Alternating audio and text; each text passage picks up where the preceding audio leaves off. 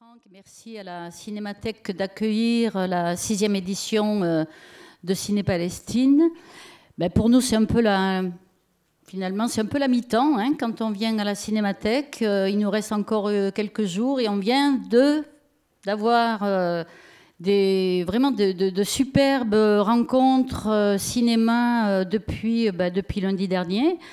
Donc je voulais vous remercier d'être là ce soir. Et bon, je ne sais pas si je vais détailler ce qui nous reste, mais donc la Cinémathèque, c'est aujourd'hui, ce soir et demain. Et demain après-midi, il y a un très bel après-midi à l'Ensave à 14h, avec la projection du film de Mohamed Bakri, Jenin Jenin. Ensuite, donc, nous serons à Tournefeuille dimanche 8, alors qu'une partie de l'équipe sera à Cahors. On doit se dédoubler. Bientôt, peut-être, on va avoir 3 équipes qui tournent dans la région et à Toulouse. Je le sens venir, hein, parce qu'il y a des demandes. Et lundi, on va être au théâtre du Fil à Plomb, si je ne me trompe pas. Ensuite, le soir, on sera au Cratère.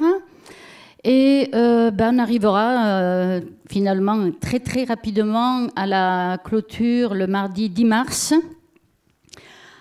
Donc, l'après-midi à l'Ensave, et ensuite, ce sera la cave poésie avec un temps de lecture, parce que la compagnie Ici, là-bas et ailleurs, avant de se lancer, de vouloir faire connaître le cinéma, c'était une association, ou c'est une association qui a commencé par des lectures, faire connaître la poésie du Moyen-Orient, faire connaître les auteurs, les écrivains, et très souvent nous avons fait des lectures bilingues arabe-français, donc c'est un peu notre marque de fabrique. Et lorsqu'on organise Ciné-Palestine, on a le goût de faire connaître un auteur ou une autrice palestinienne, et ça se passe à la cave poésie. Et puis, nous terminerons avec un superbe documentaire, l'Apollon de Gaza, au Cosmographe le 10 mars. Et en ce qui concerne la région, donc il y a Cahors aussi, et il y a Albi très prochainement. Ce soir, il y a une équipe qui est à Bressol. Alors oui, je crois que j'ai fait un petit peu le tour. Et Figeac dimanche, oui, Figeac dimanche, je croyais l'avoir dit, je ne l'ai pas dit. Rémi, excuse-moi, on a un représentant de Figeac, c'est génial. Donc, en tout cas, merci beaucoup d'être là. Et bon, certains d'entre vous ont peut-être entendu parler ou entendu dire, oui, on n'a malheureusement pas le privilège d'avoir Mohamed Bakri avec nous ce soir pour la rencontre, ni même demain. Mohamed est sur un tournage en Tunisie, et il lui a été vraiment très, très difficile de se libérer.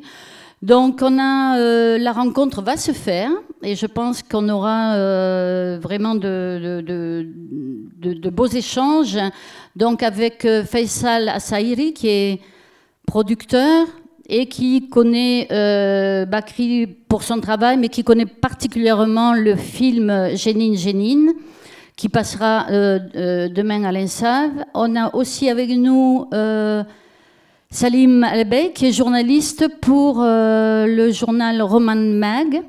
Et on a évidemment Michel Khlifi, cinéaste palestinien, dont nous verrons le film ce soir, Zindik. Et on les remercie d'avoir répondu à l'invitation de Ciné-Palestine, je vais dire, hein, au pied levé quand même. Donc, merci beaucoup à vous d'être là, et on est vraiment très heureux de ces 2 journées à la Cinémathèque. Merci beaucoup, Franck, de nous accueillir. Merci Janine. On est très heureux aussi. Bon, valise.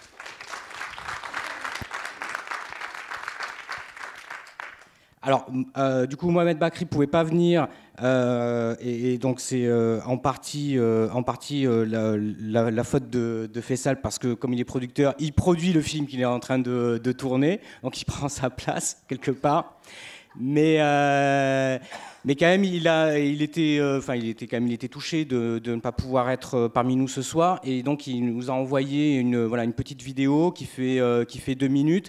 Et donc ce que je vous propose, c'est d'abord d'écouter Mohamed Bakri, et puis ensuite on en discutera donc avec Michel, avec Salim et avec Faisal. On essaiera de brosser le portrait de cet acteur et réalisateur très important. C'est en anglais et donc ce n'est pas sous-titré, mais je pense qu'on n'aurait pas de souci pour comprendre, et si jamais on pourra le résumer, on pourra le résumer. Good evening, everybody. First of all, I apologize that I'm not with you in this night in Toulouse.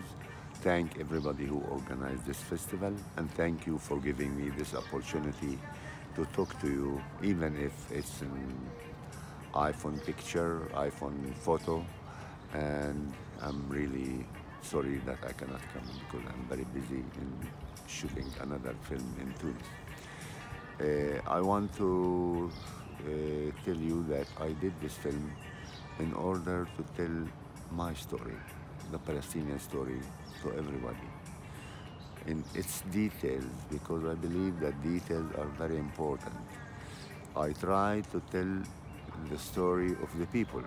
I didn't tell anything from my mouth, from my self. I just give the people the opportunity and the stage to tell what happened to them during the invasion on Jenin in 2002 by the Israeli IDF army. The film, as you know, was banned in Israel for 2 years, and until now, since 18 years, no, more than 18 years, I am facing trials and persecuting and all kinds of troubles because of this film, just because I dare to tell the story of the Palestinian people. Unfortunately, the Israelis don't want to listen to this story. They deny the story, and they accused me that I made the propaganda and I lied, and the film is not real, it's science fiction even. And it's really sad, because when I made the film, I thought that it will touch the Israeli people and perhaps it could change their minds. I was wrong, unfortunately, and until now I'm facing a lot of trouble for this film, for doing this film. I'm proud I did this film, and I hope you will like it, even if it's a very sad film.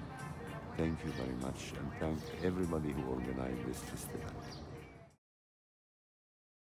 On va essayer de brosser le portrait, de parler, non pas de parler à la place de Mohamed Bakri, mais peut-être du coup d'essayer de le situer et de faire un portrait peut-être en creux, puisque vous le connaissez chacun de manière différente. Faisal, toi, parce que production et justement aussi sur Jelin, et on va en reparler tout à l'heure parce que c'est un film important. C'est un film important tout court, mais c'est un film important aussi peut-être pour l'intimité et pour dans la vie, dans la trajectoire de Mohamed Bakri, et aussi parce que vous êtes amis.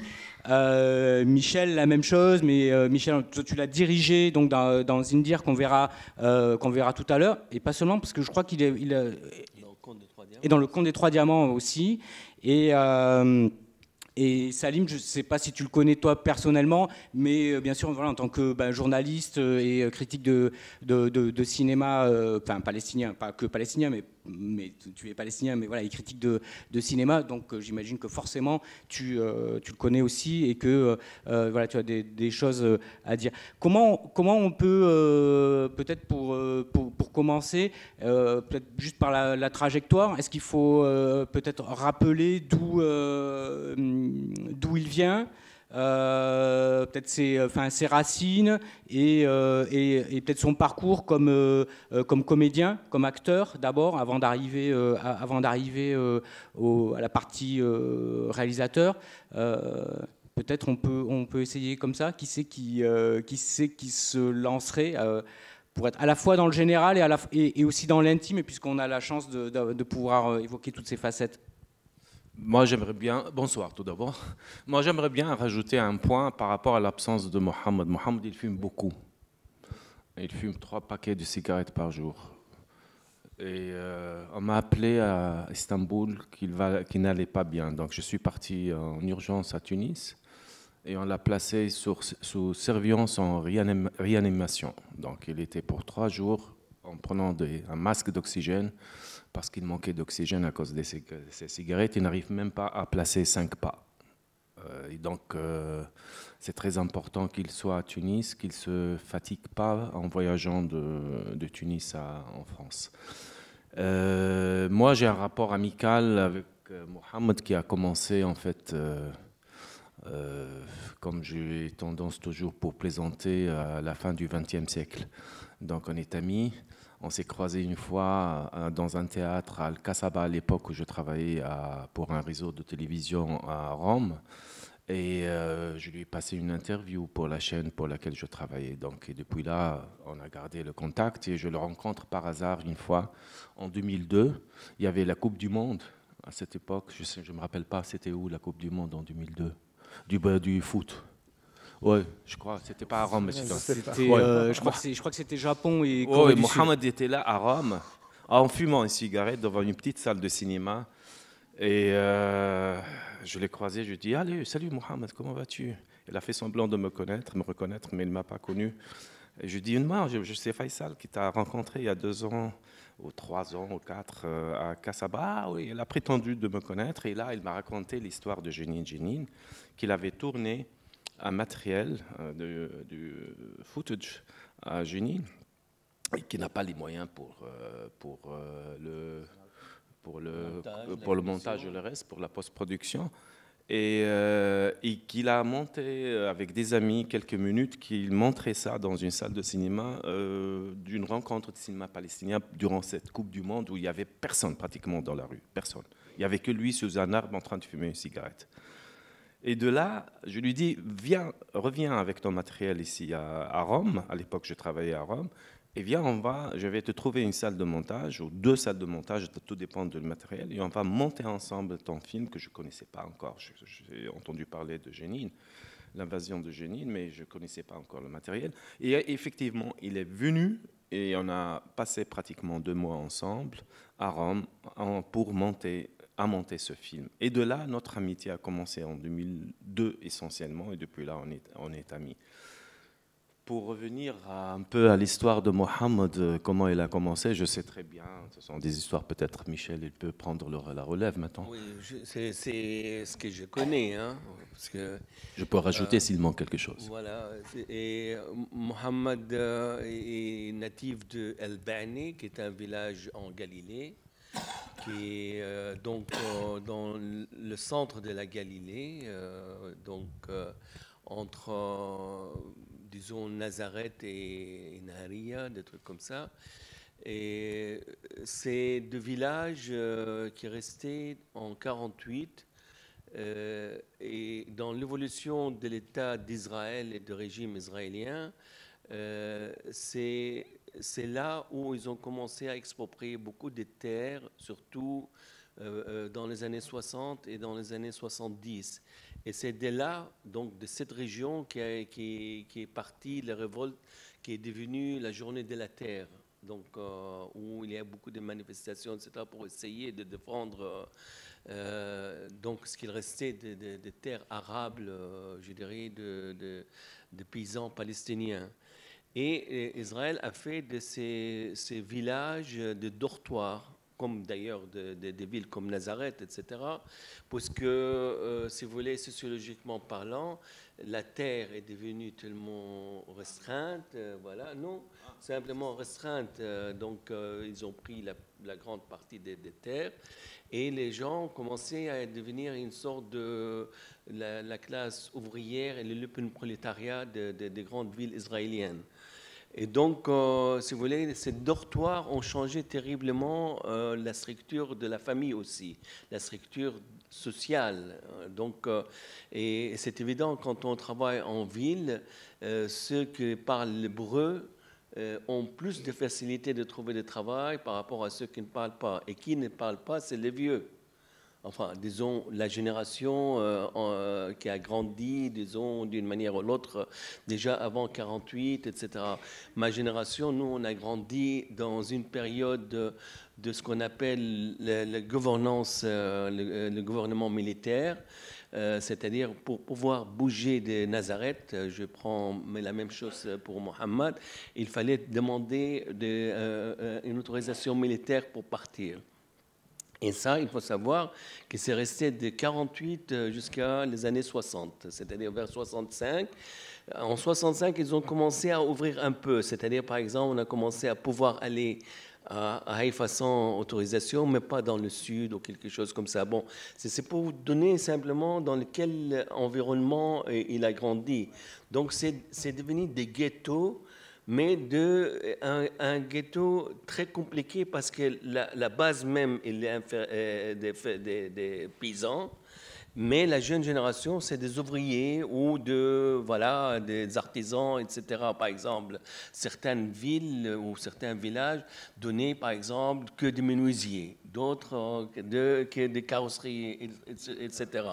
Donc, c'est-à-dire la structure de la famille commençait à boiter, plus ou moins, mais au même moment, on commençait à découvrir la ville, et de la ville, bien sûr, le cinéma, le théâtre, etc.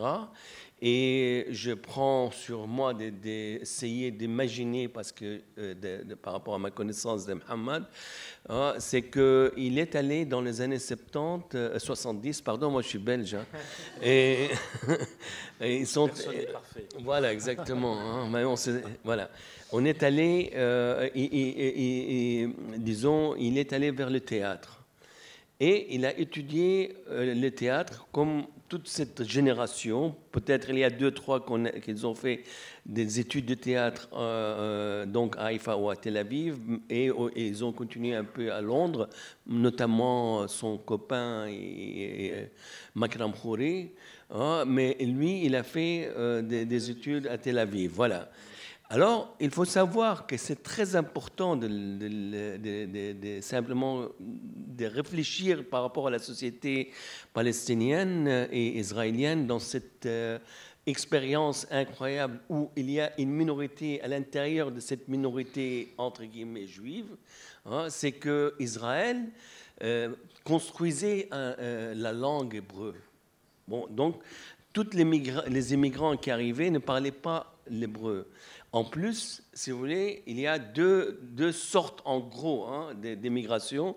Il y a l'immigration européenne, qui est des Ashkénazes, et l'immigration séfarade. Okay?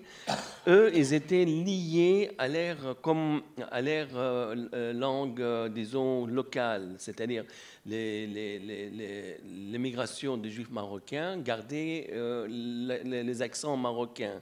La même chose, les Yéménites, la même chose, etc. Mais la même chose par rapport aux Européens, n'est-ce pas? Donc, tout un coup, avec cette génération de Mohamed Bakri et Salim Daou, etc., pour la première fois, le théâtre hébreu dépasse, c'est-à-dire aller au-delà de l'hébreu yiddish, c'est-à-dire la langue, je dirais, européenne, parce qu'ils avaient certains théâtres qui venaient avec eux, émigraient avec eux de Russie, de Pologne, etc. Donc c'était Hein. Et pour la première fois, dans la société israélienne, il y a des gens qui prononcent l'hébreu à 100%. C'est-à-dire, par exemple, on prononce le ha, hein, c'est pas Hamas, c'est Hamas, par exemple, le ain, hein, le ta, etc., qui existent en hébreu et en arabe. Et donc, tout d'un coup, ils étaient demandés.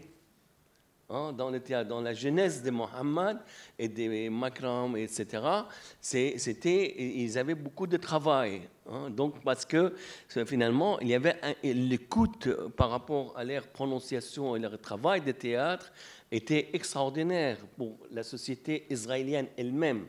C'est évident avec l'évolution de la société israélienne.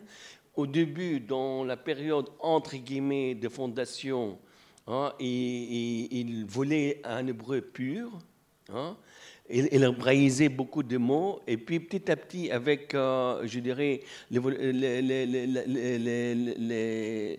l'enrichissement de la société, les problèmes, disons, d'une industrie technologique, etc., ils étaient obligés de se lier de plus en plus avec les langues européennes.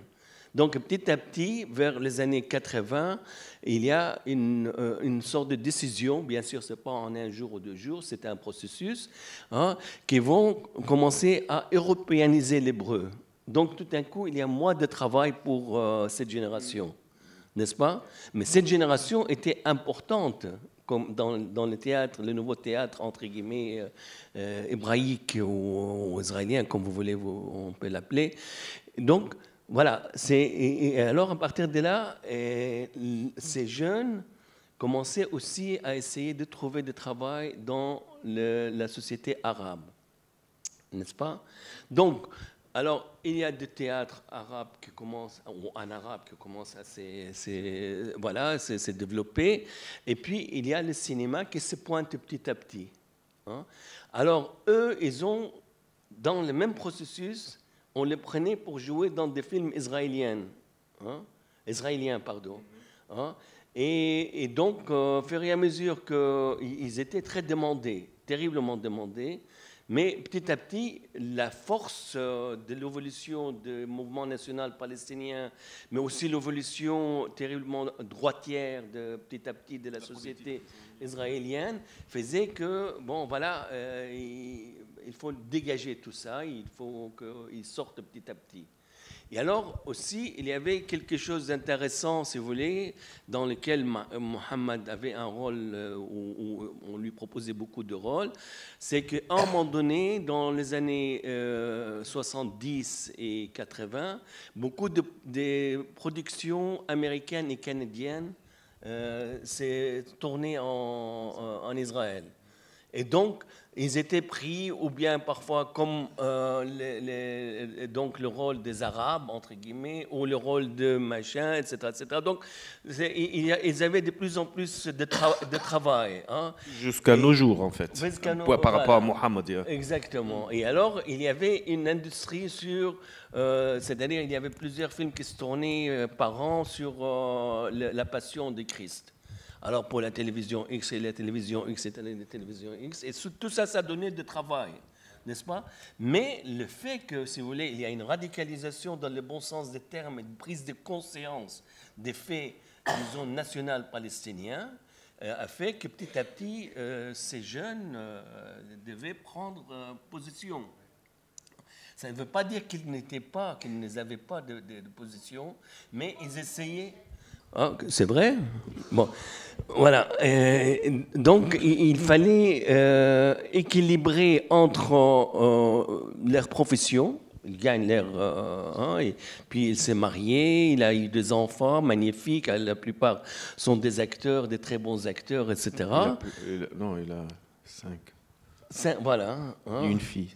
Et une fille, voilà, qui avait une très belle voix aussi. Très belle voix, oui. Et voilà, exactement. Et donc...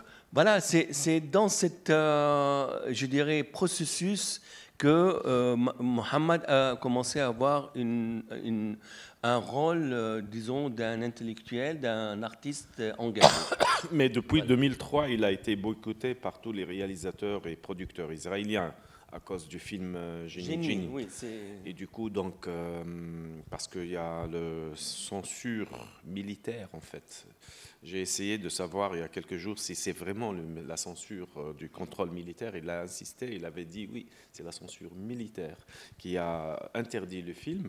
Ils ont porté plainte, il a pris un avocat israélien, ils ont porté plainte, il a gagné la cause après une année, mais par la suite, ils ont un groupe de 5 soldats qui ont créé une association avec les parents des familles dont ils ont eu des enfants israéliens, des soldats israéliens qui sont tombés dans la bataille ou dans des actes, ou durant des actes de... Oui, maintenant c'est bien. J'ai perdu le fil. Je parlais de quoi? Ah oui, voilà. Ouais. voilà. Qui ont fait une association. Et voilà, et donc ils ont porté plainte et pendant des années et des années, et il ne faisait que partir au tribunal il a gagné la cause encore une fois. Ensuite, maintenant, il a... Est-ce qu'on peut, parce que je ne sais pas si tout le monde connaît le film et l'histoire, on ajoute ça. Peut-être juste en 2 mots ce qu'est le film, Jenin, et justement, qu'est-ce qui... Enfin, sans le spoiler, hein, pour ceux qui ne l'ont pas vu, et je vous invite à aller le voir à l'ENSAF demain, et justement, enfin voilà, après le procès, enfin voilà, tous les problèmes qu'il a rencontrés derrière. En fait, Mohamed a tourné... En 2002, il y a eu une invasion israélienne à Jenin, sans entrer dans les détails sur le pourquoi politique. Il y a eu un massacre, et du coup, Mohamed, après ou durant les derniers jours, il est entré avec une caméra, il a récolté un ensemble de témoignages, il a filmé pendant, je crois, pas plus que 10 jours. Hein. Et par la suite, il a monté ce matériel qu'il avait filmé et qu'il a présenté en premier lieu à Tel Aviv. C'était en 2002, en octobre. Et j'étais pour la projection de Tel Aviv en octobre, je me rappelle. Et là, en premier lieu, c'était à Jérusalem, ensuite à la Cinémathèque de Tel Aviv. Et il y avait toute une manifestation contre ce film. Et par la suite, un comité de censure militaire a interdit le film qu'il soit projeté. Et de là, l'aventure a commencé depuis 2002 jusqu'à nos jours, 2018. Ça veut dire qu'il y a un premier bloc, c'est l'interdiction du film. Ensuite, il a gagné en appel, il a fait appel et a gagné la cause.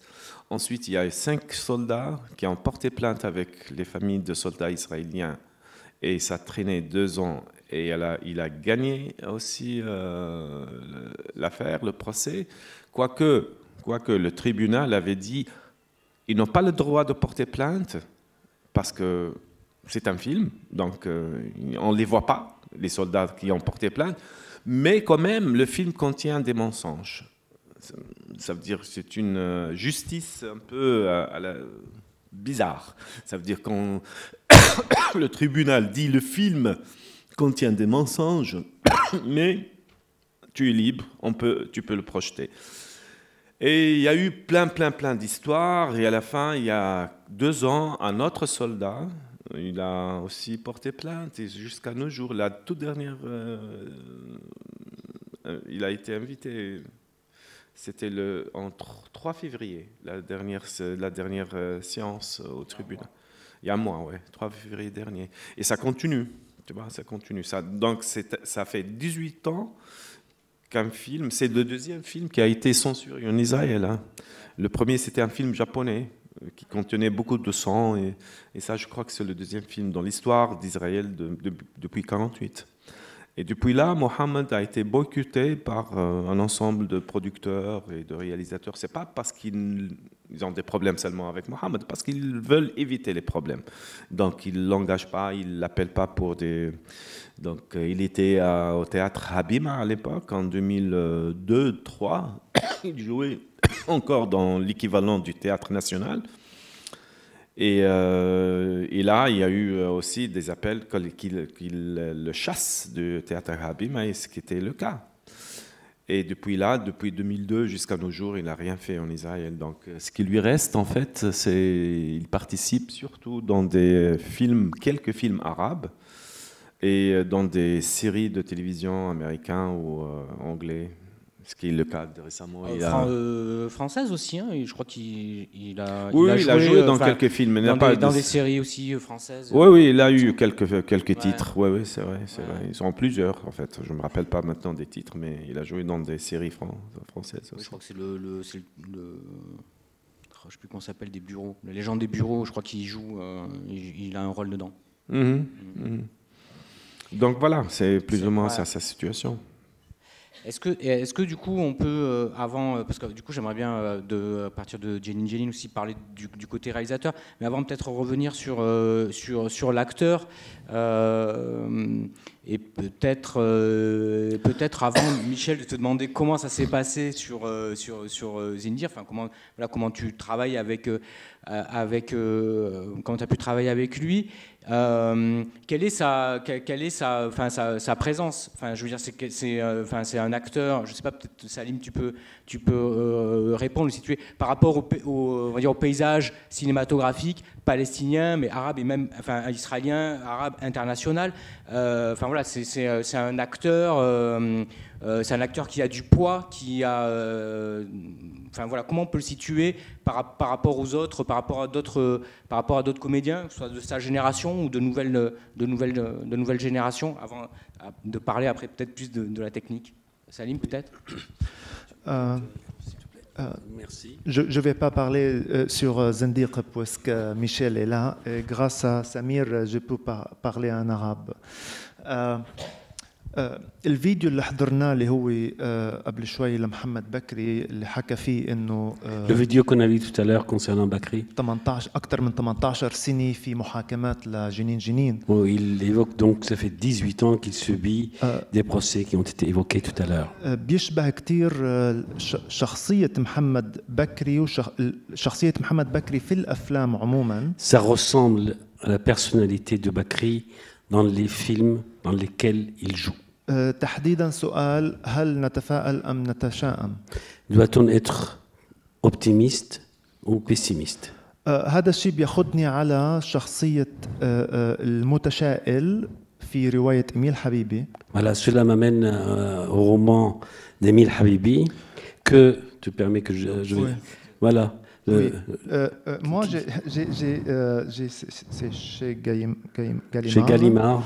Les aventures extraordinaires de Saïd le Peptimiste. Peptimiste, c'est un mot كلمة يعني نحتها إميل حبيبي.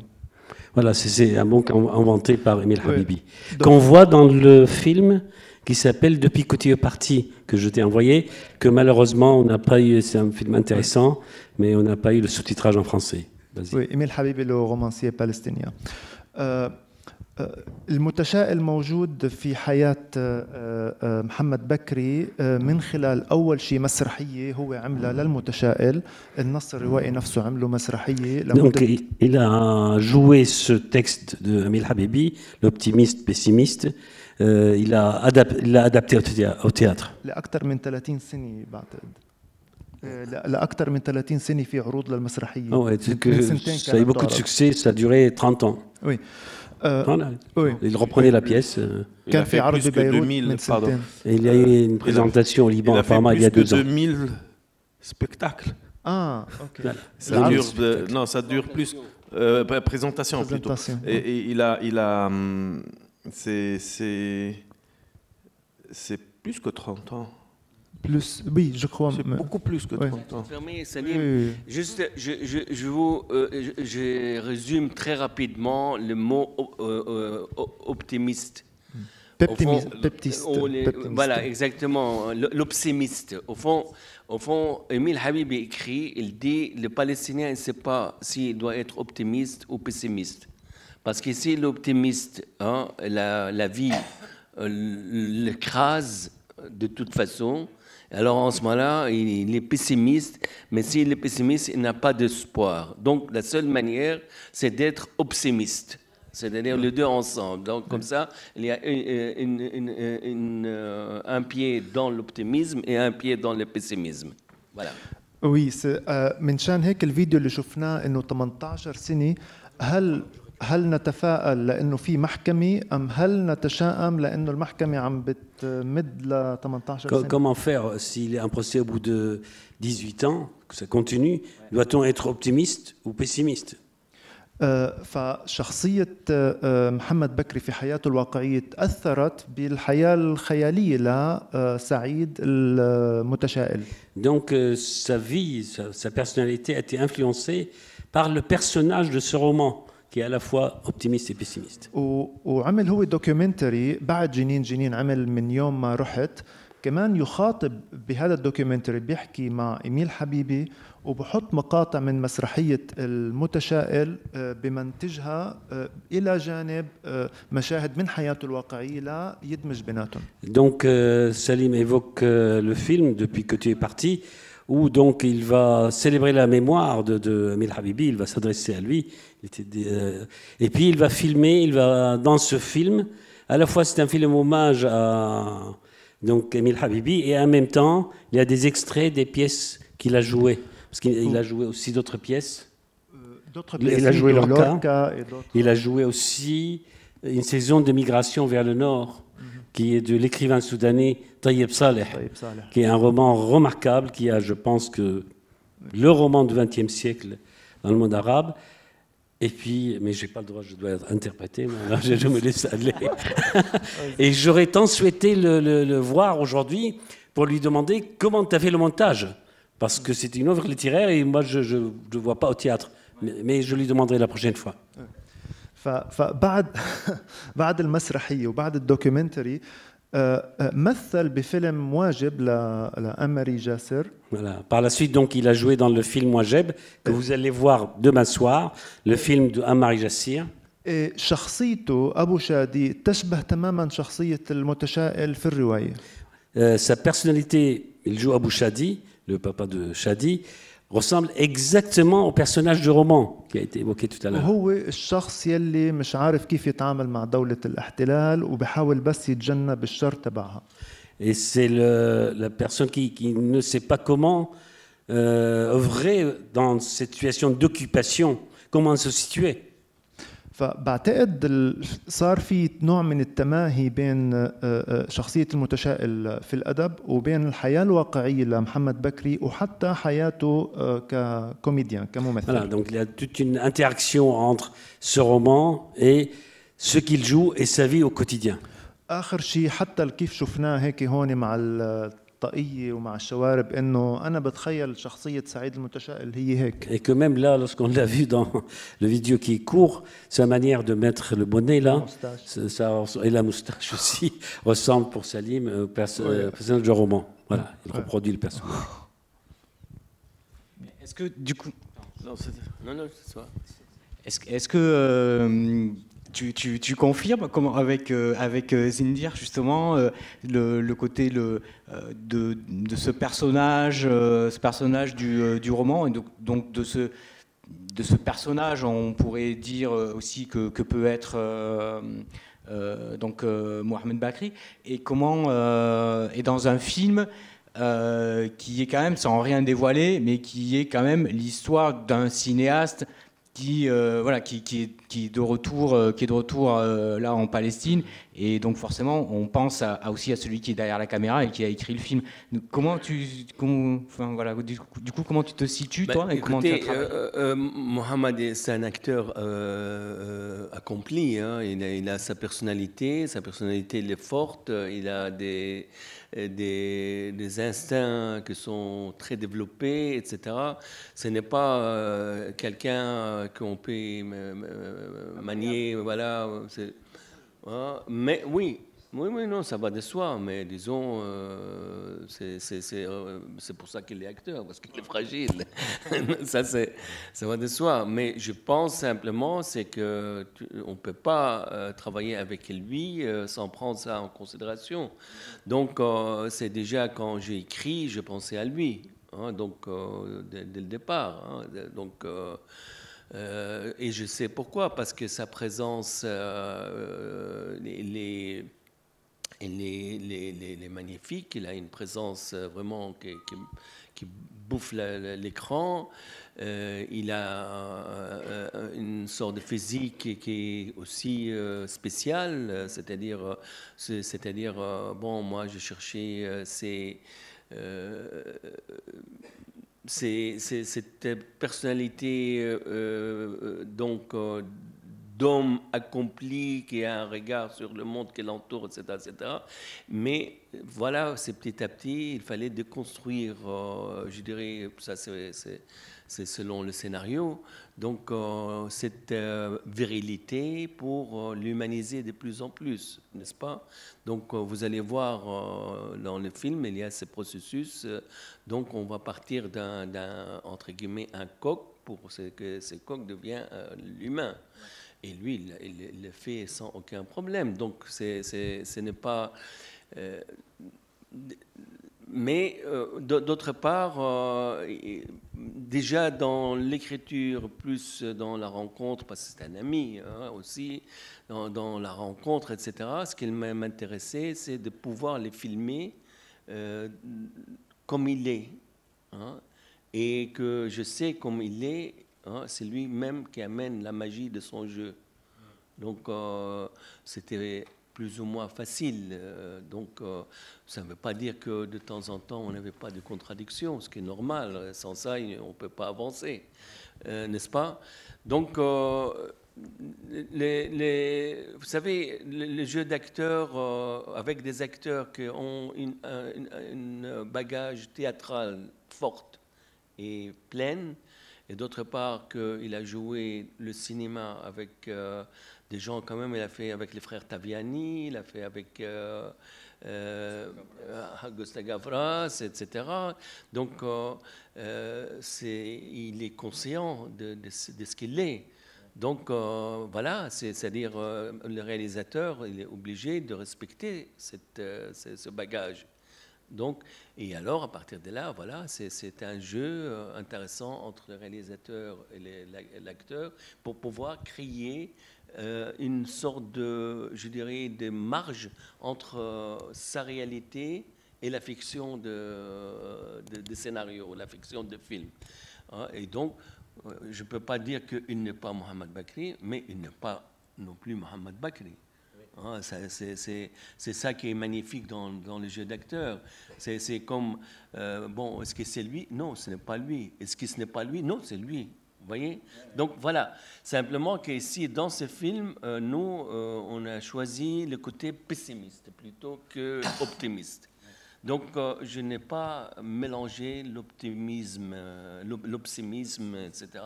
Non, vraiment, c'est une nuit donc qu'elle va traverser le réalisateur, etc., mais qu'il est humain dans le sens, et dans le film, il n'est pas réalisateur, on voit une petite séquence où il interviewe une dame, c'est tout. Mais ce qui était intéressant, c'est-à-dire à travers cette errance des nuits, c'est d'essayer de sentir à l'époque qu'est-ce qui est en train de se préparer au Proche-Orient. Et moi, je pense que ce film parle de ce qu'on vit maintenant, qu'on a ressenti, nous, il y a 10 ans. Donc, c'est-à-dire, c'est le pessimisme de la situation dans laquelle nous nageons tous, l'explosion, donc, si vous voulez, de nos sociétés, dans tous les sens des mots, etc. Mais c'est évident, il ne faut pas oublier, c'est comme notre histoire à nous tous. Nous venons de grandes familles étendues, et tout d'un coup, nous avons pris conscience de notre individualité. C'est-à-dire, un des grands problèmes de la société arabe, c'est que l'individu est né. Mais simplement, encore une fois, je répète cette phrase magnifique de Gramsci, le vieux monde ne veut pas mourir et le nouveau monde a beaucoup de difficultés de naître. Ouais. Voilà, et donc c'est dans cette, je dirais, cette confrontation profonde de l'âme d'un côté arabe et palestinien aussi, parce que qu'on est en train de vivre ce déchirement. On est en train de se déchirer parce que le vieux monde ne veut pas mourir et le nouveau monde a difficulté à naître. Et je crois que c'est ça que j'essayais de saisir plus ou moins dans les films. Voilà. Et lui, je trouve qu'il incarne cette fragilité, cette force aussi à la fois, n'est-ce pas? Et le rapport à l'autre, mais ici l'autre, disons, j'essayais, disons, de neutraliser l'Israélien, parce que nous traversons la colonisation, tout ce que c'est, ça va de soi maintenant, mais c'est-à-dire que ce qui nous intéressait, c'est de jeter un regard sur le rapport entre l'homme comme institution et comme individu, puisqu'il est en train de naître, et l'autre qui est la femme. Hein? Parce que je pense que sans cette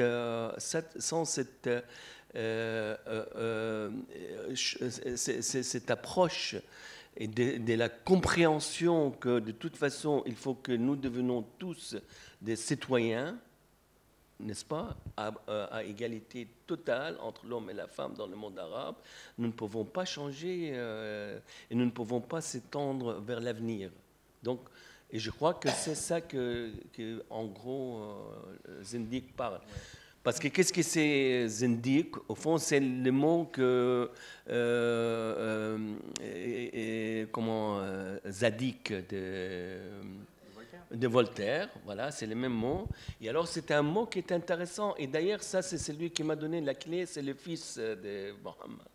Hein, Zindiq, au fond, c'est un mot d'origine de la langue arabe qui s'appelle As-Siddiq. As-Siddiq, c'est l'ami de Dieu. Hein, parce qu'il y a Sadiq qui est ami, mais As-Siddiq, c'est-à-dire c'est l'ami de Dieu dans sa sincérité, n'est-ce pas? Et ces mots ont émigré vers la langue perse, et comme ils n'ont pas le sad, hein, alors ils ont dit Zadik. Hein? Quand il est revenu dans la langue arabe, c'était plus tard, vers le 8e siècle et le 9e siècle, quand commençaient à Bagdad des mouvements, des révoltes contre le pouvoir, je dirais, conservateur de Bagdad, hein, la Abbasside, etc. Et donc, et aussi donc, une sorte de crise de l'islam à l'époque, parce qu'ils voulaient c'est-à-dire, est-ce que la question fondamentale, est-ce que l'homme il est dirigé par le destin ou s'il y a un choix dans lequel il participe? Donc la rationalisation, n'est-ce pas? Et donc tous ces gens-là, on a dit qu'ils sont en partie des Iraniens ou des Perses, hein, et c'est les gens des Zendakou, c'est-à-dire la Zadik est redevenu Zendik, qui est Siddiq. Voilà.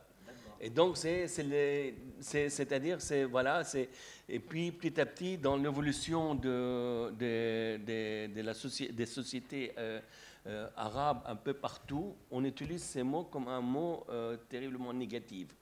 Hein? Et au niveau populaire, c'est Zendir, voilà, c'était un petit malin, salaud, etc., etc. Bon, voilà, il y a beaucoup c'est le marginal, c'est celui qui ne fait pas comme les autres, c'est lui qui ne croit pas en Dieu, c'est lui machin, etc., etc. Voilà. Donc, et Mohammed a saisi vraiment bien l'intériorisation de cette voilà, ce rôle. Est-ce que bon, peut-être que je vous tourne le dos là et quelqu'un veut vous poser une question, peut-être réagir parce que...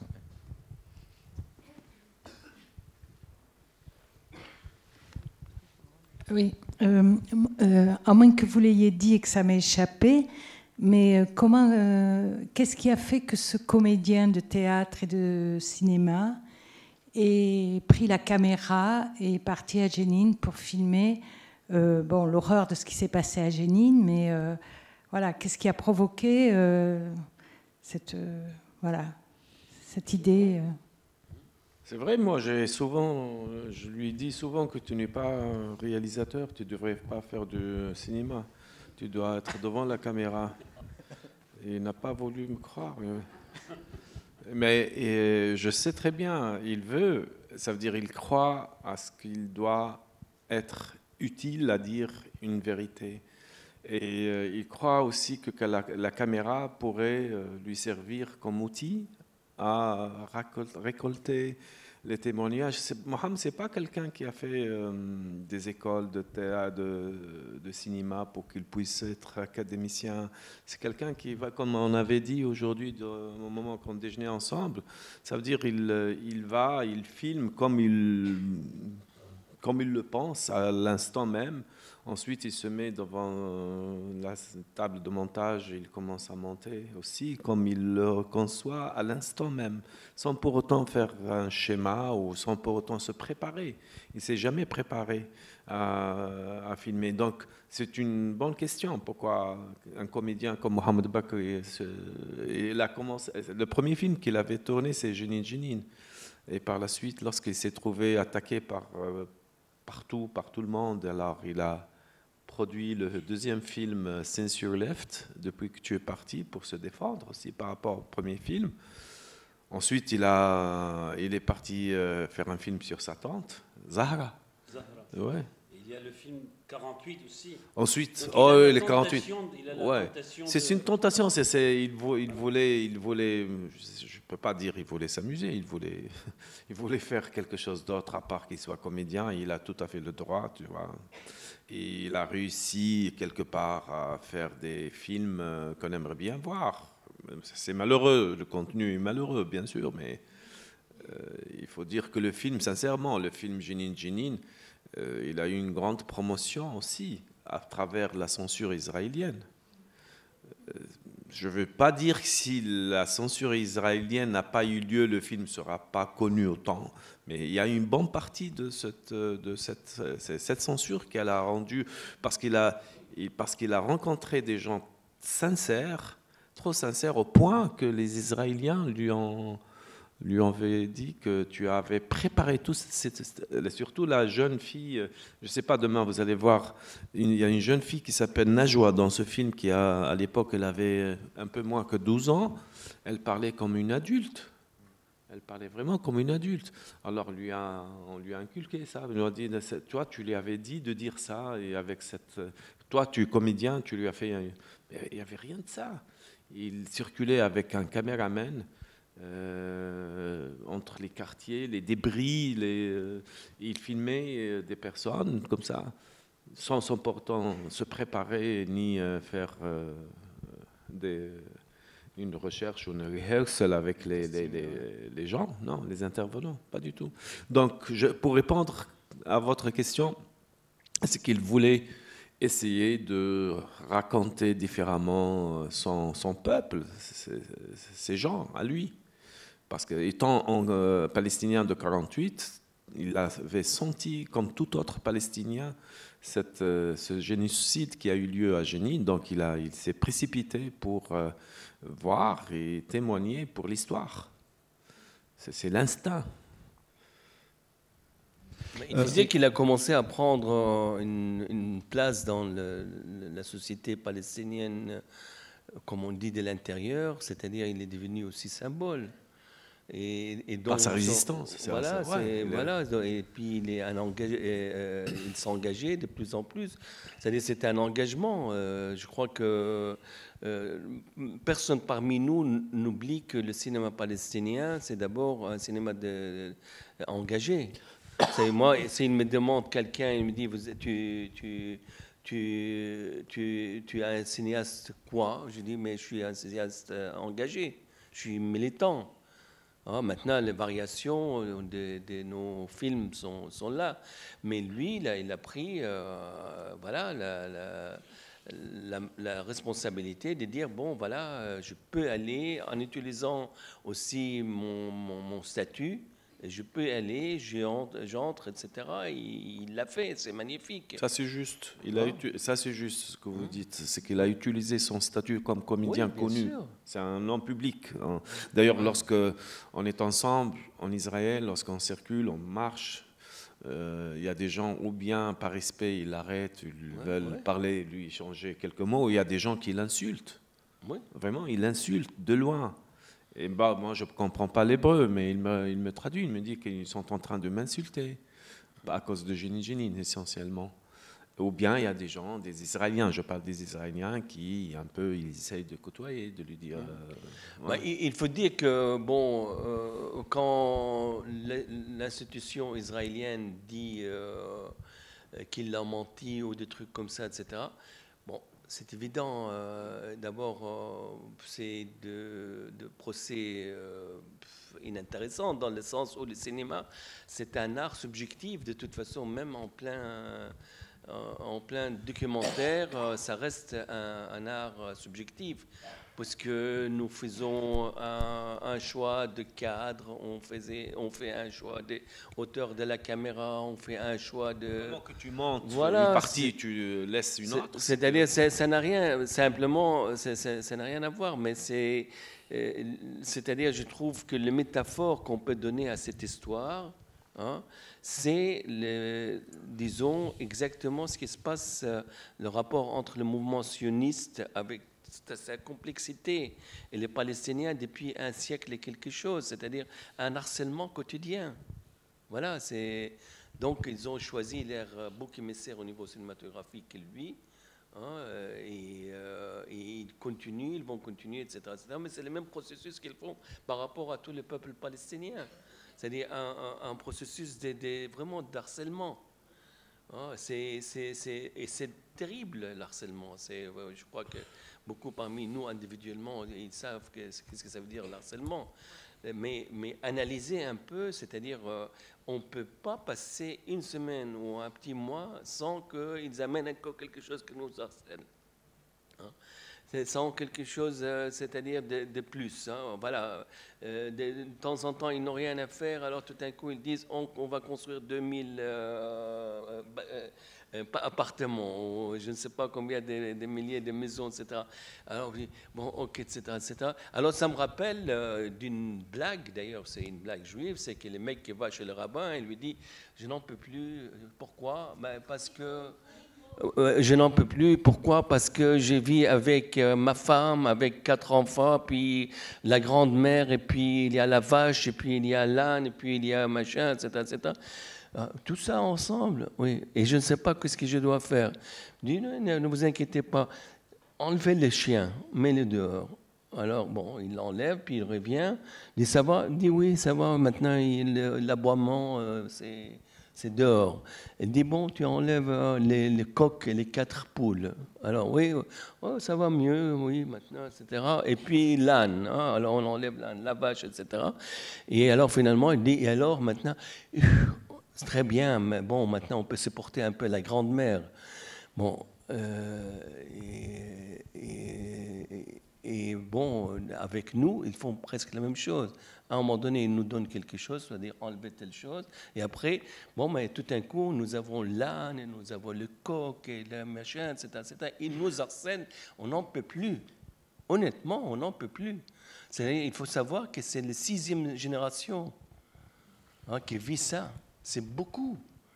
C'est beaucoup. Et alors, Mohammed, il vit un harcèlement continuel parce que c'est à l'infini. Par exemple, il remet en question, est-ce que, qui est vraiment une question fondamentale pour le cinéma, est-ce que le documentaire doit avoir une signature de tout le monde ou pas?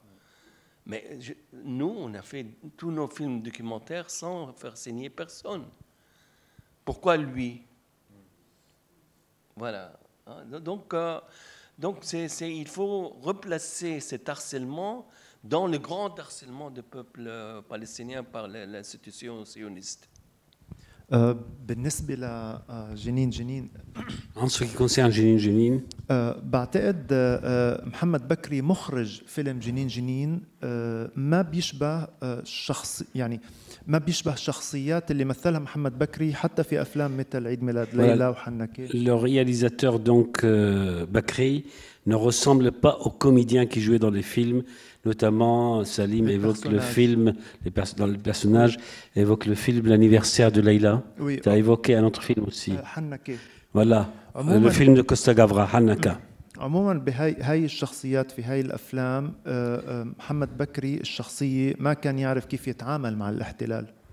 dans les personnages qu'il a joués, il a des difficultés.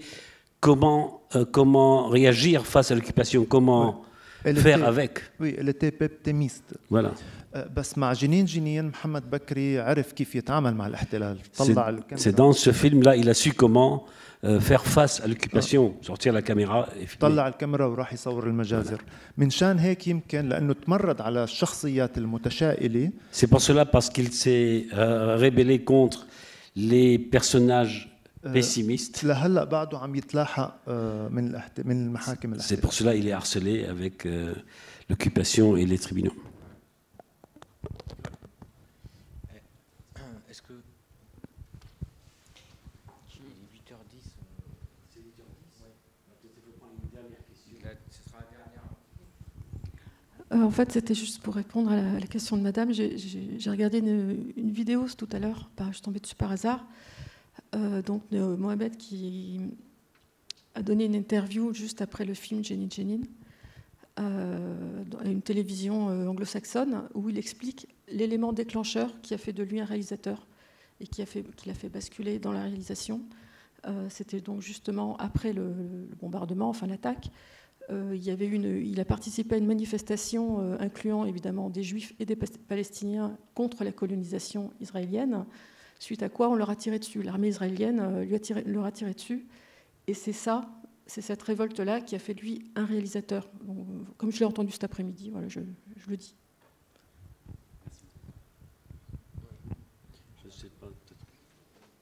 Est-ce que du coup on va pour avoir l'occasion de partager un moment de convivialité comme on dit, en fait on va arrêter là, mais on peut continuer à discuter en bas autour d'un verre.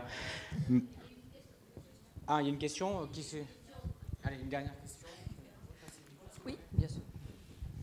Merci. Alors j'ai remarqué dans plusieurs films palestiniens, bien sûr l'engagement. Évidemment, et on comprend, mais aussi l'art, et c'est important. C'est pas toujours le cas des films engagés dans différents pays. L'art, l'humour, la métaphore. Et là, je voudrais savoir dans le film qu'on va voir tout à l'heure, que je n'ai jamais vu, qu'est-ce qui est original dans la façon de filmer? Quelle est votre analyse du film sur le plan artistique? Après. Ah. Et voilà, comme ça vous aurez. Ce sera mieux que vous soyez une spectatrice, disons, entreprenante, comme ça, et comme ça je libère aussi votre subjectivité. Voilà, donc c'est mieux, c'est mieux.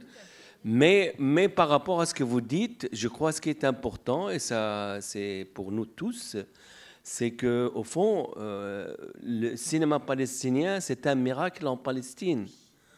C'est normalement, on n'a absolument pas les éléments ni les trucs de faire des cinémas. Mais bon, voilà. Et pourtant, c'est le cinéma le plus représenté en Europe. C'est ça le côté miracle. Alors, il faut des historiens, parce que moi, j'en fais partie. Donc, je pense honnêtement, là, au niveau historique, le fait que, si vous voulez, le cinéma militant qui dépendait de l'OLP et de différentes fractions palestiniennes des années 60, fin 60 et 70, voilà, on a trouvé que, si vous voulez, moi je me souviens quand je commençais à essayer de faire des cinémas, je me disais que le monde n'est pas contre nous, mais nous on ne sait pas comment communiquer notre expérience humaine. Donc avec des films de slogan et que des films qui aussi, par exemple, en voyant le film de Guy, L'Olivier, où il y a une humanisation d'une manière ou l'autre, et puis dans le film de Godard, où il met les contradictions, dans Ici, ailleurs, les contradictions entre les rapports de cinéma militant et les mensonges, hein. Alors je disais que ce n'est pas possible, c'est-à-dire un cinéma révolutionnaire, c'est un cinéma de vérité. de sincérité. Donc, nous ne pouvons pas continuer comme ça. Deuxièmement, il faut que nous, on commence à bien dominer le langage cinéma pour pouvoir parler pas seulement au monde, mais au langage cinéma aussi. Il faut... Voilà, et puis il faut vraiment interroger le langage. Il faut qu'on devienne une partie intégrante du cinéma qui invente le cinéma de demain. Vous voyez? Donc, tout ça, c'est des processus durs, etc. Et alors, vous voulez que je me donne une fleur à moi, je le ferai. Hein. Donc, il faut dire que depuis La mémoire fertile jusqu'à presque, donc en 1980 jusqu'à 1995, je faisais des films, il n'y avait pas. Et chaque fois, il n'y avait pas d'autres réalisateurs. Chaque fois, je dis, il faut de l'accumulation. Il faut accumuler. Je peux vous montrer des interviews des années 80, 81, 2, 3, etc. Attendez encore un peu, il ne faut pas être pressé, etc. Il faut que ça entre dans la concept et dans l'âme des jeunes qui vont venir et faire. Et donc, pour moi, l'engagement était fondamental et il y a une sorte de ligne rouge qu'on ne peut pas dépasser, c'est-à-dire on ne peut pas aller vers un cinéma que commercial. Maintenant, je crois que la base est faite. J'espère que la génération après nous, ils peuvent s'emparer aussi du cinéma commercial. Ça, c'est une vérité, mais il fallait que la base soit saine. Voilà, et c'est pour ça, si vous voulez, on fait attention à disons, à l'écriture, on fait attention au niveau technique, on fait attention au niveau de la sincérité, et on libère un peu plus, si vous voulez, l'écriture par rapport aux films codifiés, etc. Il y en a certains maintenant qui font des films codifiés. Et ce n'est pas une insulte de dire qu'il y en a certains, par exemple, quelqu'un comme Hani Abou Esad, il aime ce genre de cinéma, et tant mieux, et il a sa place, vous voyez. Donc, voilà, mais comment ? Oui, voilà. Donc, si vous voulez, c'est ça que les générations qui sont en train de se suivre, il reste encore, si vous voulez, cette dynamique qui vient.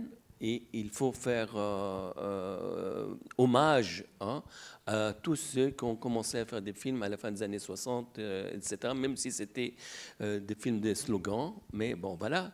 Mais à l'époque, il faut savoir qu'il n'y avait pas la télévision. Donc, le problème, la fin du cinéma militant, entre guillemets, donc officiel, c'est l'avènement de la télévision globalisée. C'est-à-dire tout d'un coup, les Belges, les Français, tous ces télévisions envoyaient des équipes bien disons, voilà, professionnelles et qui faisaient mieux que nous. Hein, et vraiment. Et donc, à partir de là, notre force, c'est quoi? C'est exprimer ce que personne ne peut exprimer, sauf nous. Voilà. Et donc, c'est ça que je trouve qui est intéressant. Merci Michel, c'est parfait comme conclusion. Voilà, merci beaucoup. Merci.